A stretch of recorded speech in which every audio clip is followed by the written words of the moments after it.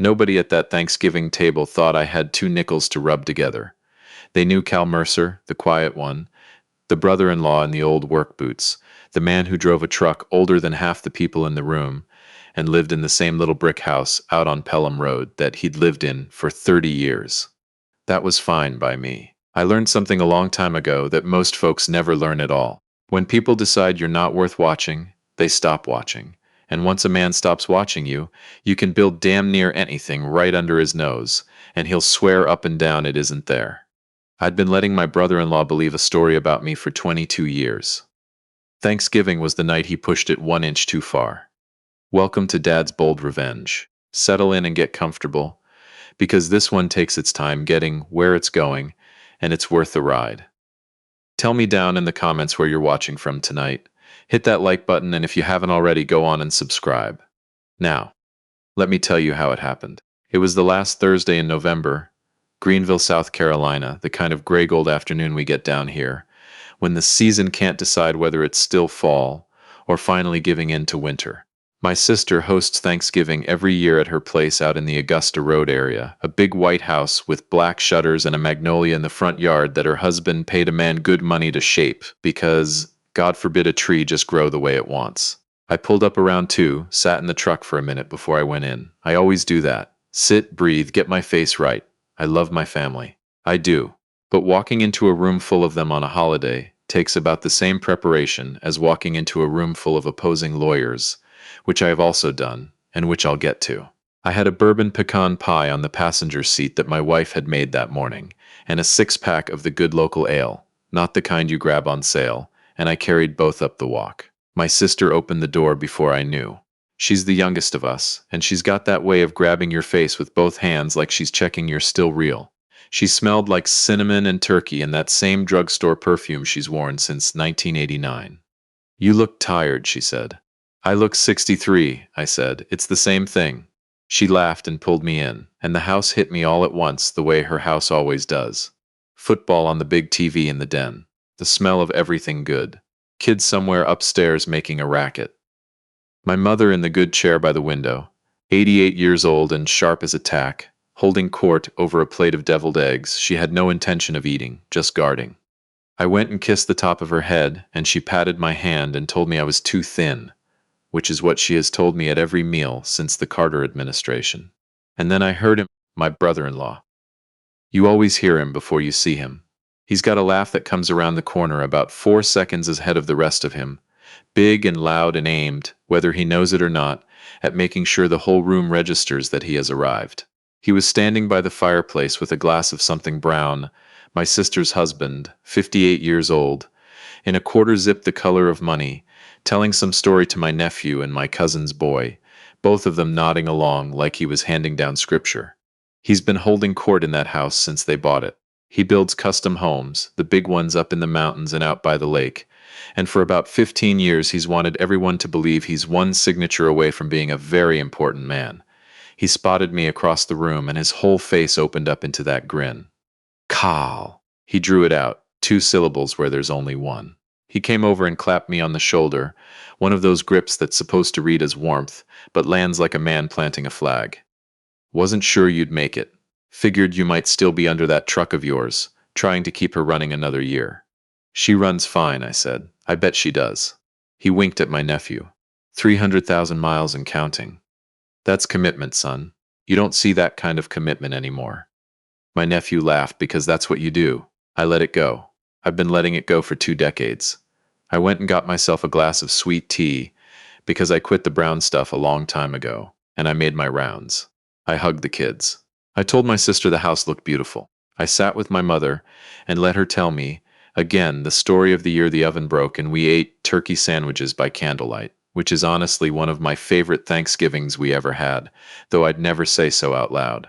For a couple of hours it was good. It was real good, the way these things can be when everybody's busy enough to stop performing. We ate. My sister's turkey was perfect, like always. My wife's pie disappeared in about 9 minutes. There was a stretch right around 4 o'clock where I sat back in my chair with a full plate and a house full of people I loved and thought, this is the whole point. This right here. I should have left at 5. Around 6, my sister gathered everybody into the dining room for what she calls the thankful round, where we go around the table and each say one thing. It's corny and I love it. My mother said she was thankful to still be here bossing all of us around. My niece said she was thankful she got into the nursing program. My wife, sitting next to me in a navy sweater, her hand on my knee under the table, said she was thankful for 30 years and counting and squeezed, and I about lost it right there, 63 years old. Then it got to my brother-in-law and he stood up. He didn't have to stand up. Nobody else stood up. But he stood, and he raised his glass, and he had that look on his face that I've come to know, the look of a man who has never once wondered whether the room wanted to hear from him. "It's been a heck of a year," he said. He nodded slow, the way he does. "We broke ground on the Caldwell project up in Cliffs. Biggest build of my career. We're talking a home that's going to be in magazines." He let that sit. "Business is booming. Kids are doing great. We are blessed." He smiled wide and looked around the table, gathering everyone's eyes the way a man casts a net. "And you know, I just think it's important, days like this, to look around and appreciate what you've built, what you've made of yourself." And then he turned and looked at me, direct, on purpose, so the whole table would follow.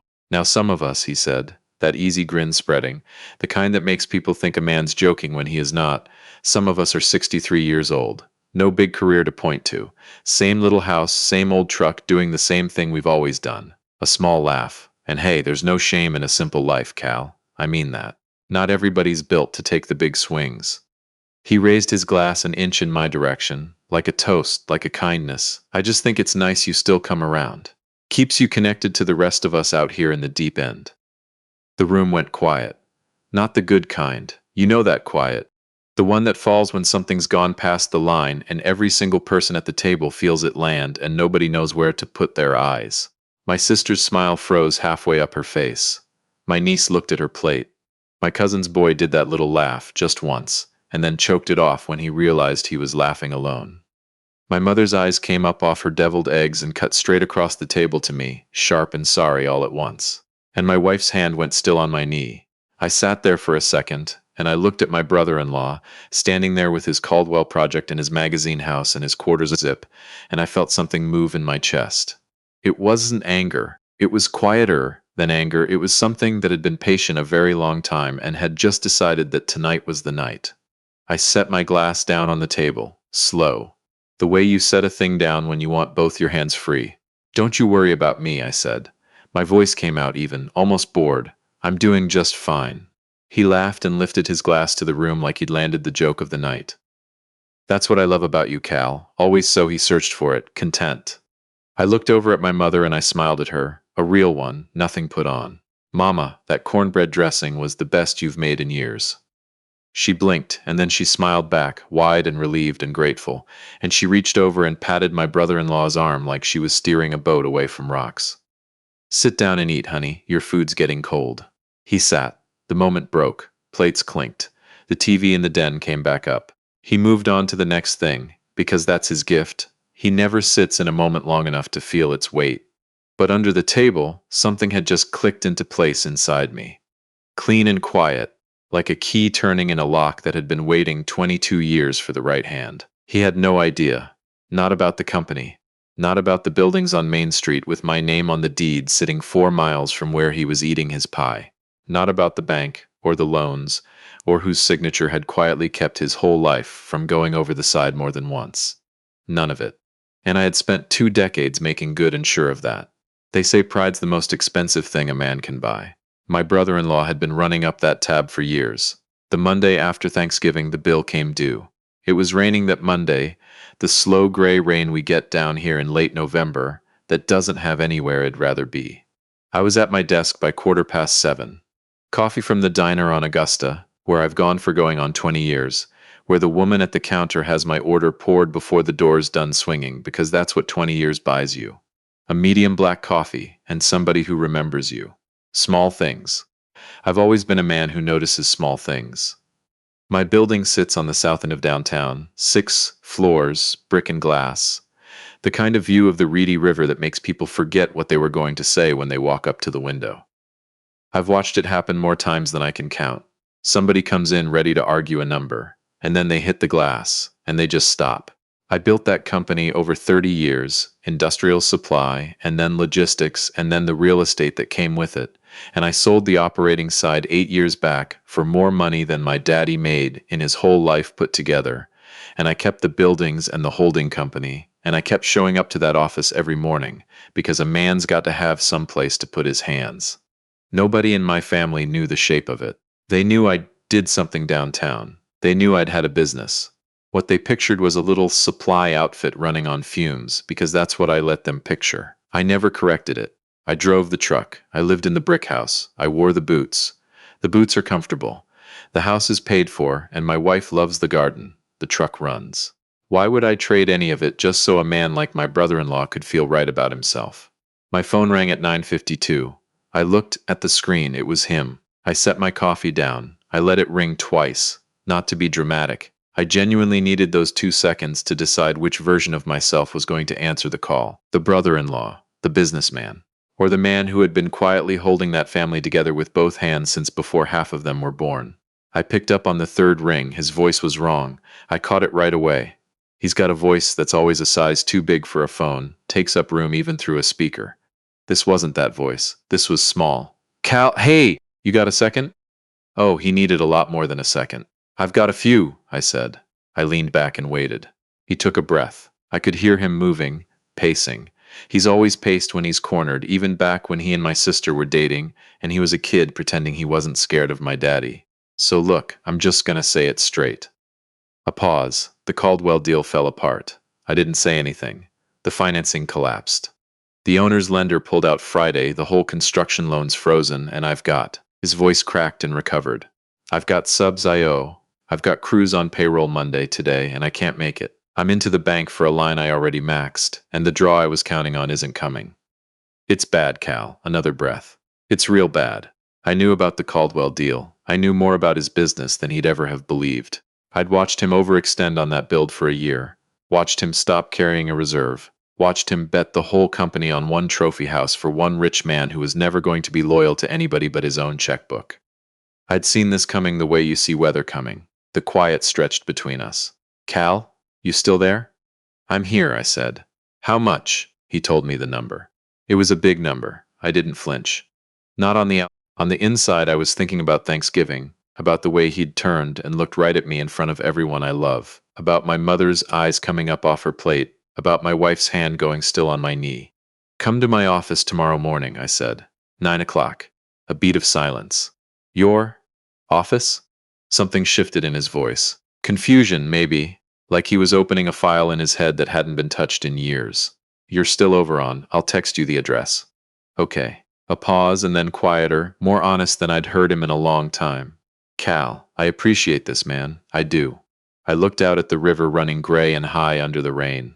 9 o'clock, I said. Don't be late. He was late. Of course he was. 9:19 when the front desk called up to say my brother-in-law was in the lobby. I told them to send him up, and I turned my chair toward the glass wall of my office so I could watch it happen. I heard the elevator before I saw him.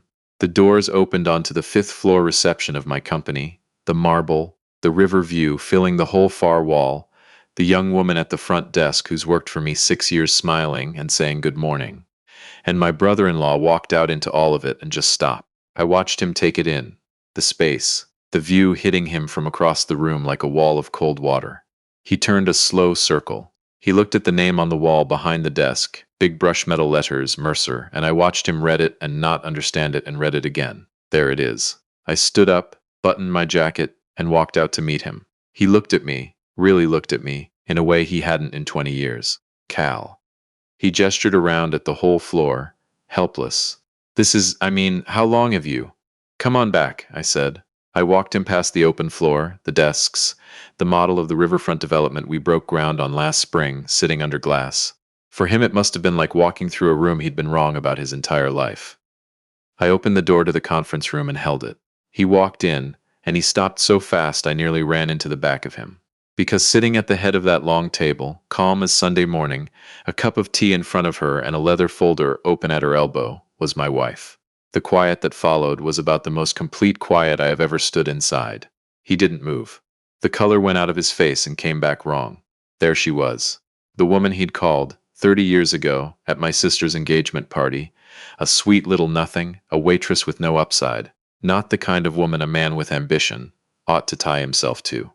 He'd said it to her face, half drunk, in my sister's daddy's backyard, and she'd told me about it on our third date, dry-eyed, like she was reporting the weather, and I'd sat there and thought, I am going to marry this woman if she'll have me. She had me. She looked up from her folder and met his eyes and smiled the way she always smiles, warm and completely unbothered, like she'd been expecting him. Hello, she said, calm as river water. It's been a long time. He turned to me, then back to her, then back to me. Cal, what? How? He couldn't finish a sentence. He kept starting new ones and running out of road. I pulled out the chair across from her and sat, and nodded at the seat beside him. Sit down. He sat, slow, like a man who'd forgotten how a chair worked. I opened the folder in front of me and slid one photograph across the table. He looked down at it. My wife and me on our wedding day, 30 years back, on the steps of the little Methodist church off Cleveland Street, her in cream, me in a gray suit she'd picked out because she said I had no business dressing myself for anything that mattered. She wasn't wrong. Then I slid the second one across. The two of us at the ribbon cutting last spring, hard hats in our hands, the riverfront site behind us, the mayor between us. The folder had her title on the tab, plain enough for him to read upside down. Co-founder, chief financial officer. He stared at those photographs a long time. I let him. 22 years, he finally said, low. You built all this and you never, he looked up. You never said a word. Not once. My wife answered before I could. We never felt the need to announce our life to people who'd already decided what it was. Lord, I love that woman. He looked at her, and something moved across his face that I hadn't seen there before.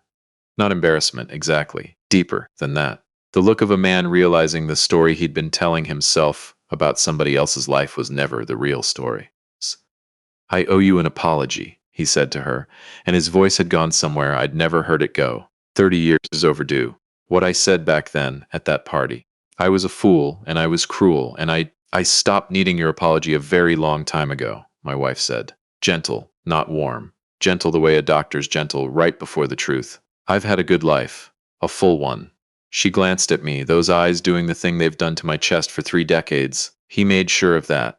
Before I go on, do me one quick favor. If you've been listening this far, hit that subscribe button. A whole lot of folks watch all the way through and never do it, and it costs you nothing, and it means everything to a channel like this one. Tap that like button too, and tell me down in the comments, has somebody in your own family ever counted you out? Now let me get you the rest. My brother-in-law turned to me. There was something raw behind his eyes now. Cal, why didn't you ever tell me? All these years.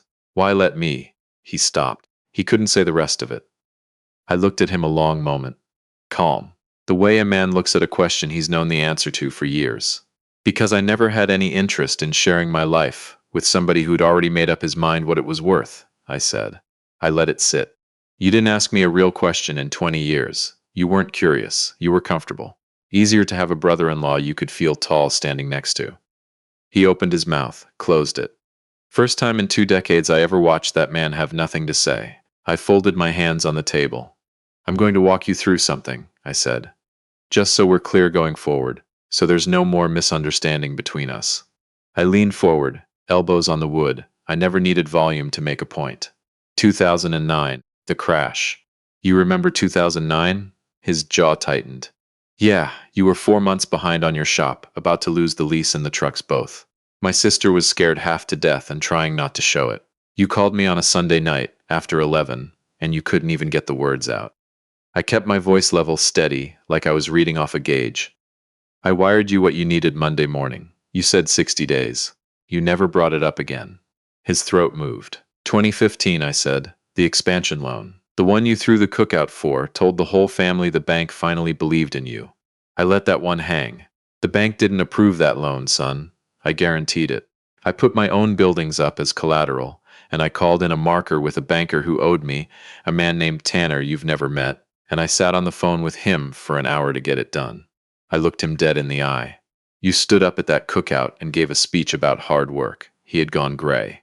And last year, I said, when your insurance dropped you after the lawsuit, and you couldn't get bonded to bid the county job, the carrier that took you back. That was a favor too. You don't even know whose. He sat there.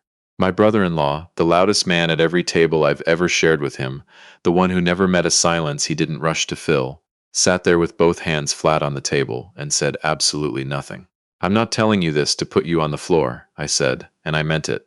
I'm telling you because you stood up at my sister's table on Thanksgiving in front of my mother and my wife, and you implied my life was small, that I had nothing to show, that I was somehow. I went looking for the word, less than, and I needed you just once to understand what less than actually looks like, and what it doesn't. My wife quietly closed her folder. She stood, smoothed her jacket, came around and kissed the top of my head the way I'd kissed my mother's 2 days before. I've got a 10 o'clock, she said. She looked at him one last time, not unkindly, just finally, like setting down a book she'd already finished. Take care of yourself. And she walked out. We both watched the door close behind her. He turned back to me and I saw it then, the thing I hadn't expected. His eyes were wet. He wasn't going to cry. That man would sooner walk into the river than cry in a glass conference room, but he was closer to it than I'd ever seen him. Cal, he said, rough at the edges. I've been a son of a gun my whole life, haven't I? It wasn't really a question. You've had your moments, I said. Dry, I couldn't help it. 30 years of my wife rubs off on a man. Something flickered across his face, almost a smile, almost. What do I do now? The crews are showing up at noon. I'm done, Cal. I'm finished. I stood, walked to the window, looked out at the river. The rain was finally letting up, the way it does down here, making you sit through the gray a while before it lets the light back in. You're not finished, I said. Here's what's going to happen. I'm going to call Tanner this afternoon. Different bank now, but he's still got pull, and he still owes me more than one. By Friday, you'll have a bridge facility big enough to cover payroll and your subs and carry you 90 days. I turned around, and I'm sending a man named Marcus, runs operations for me, to spend a week inside your shop.